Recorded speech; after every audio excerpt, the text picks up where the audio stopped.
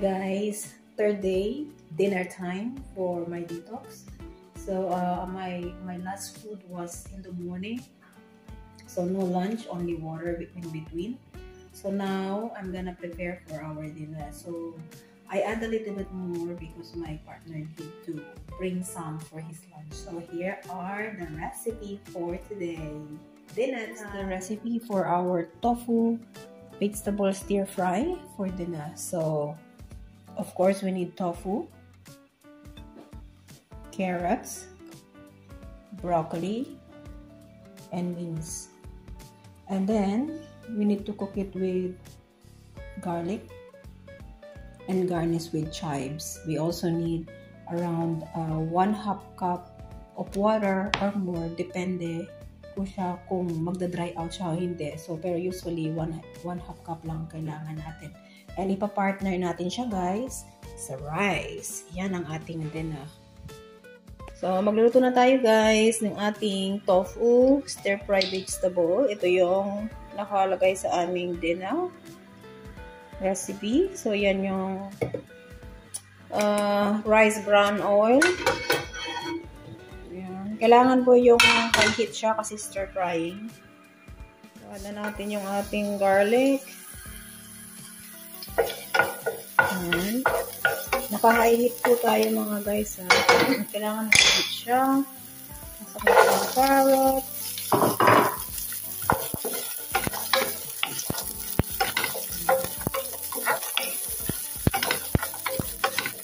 Kailangan medyo luto-lutuin natin siya ng konti kasi yung carrot guys is medyo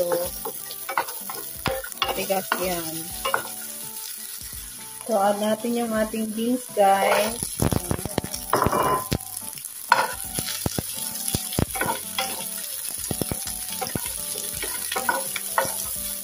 Napakaganda ng kulay. Look at that.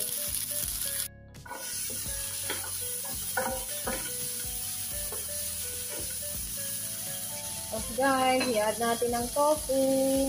Yan.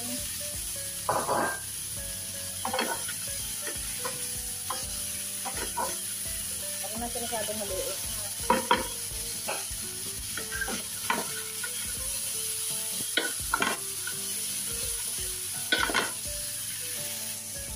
Add naman natin ang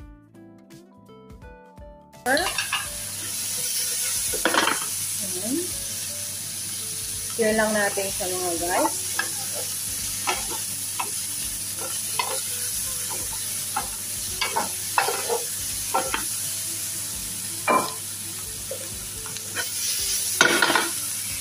Ngayon, nilalagay natin yung ating tubig na 1/2 para hindi siya ma-dry out.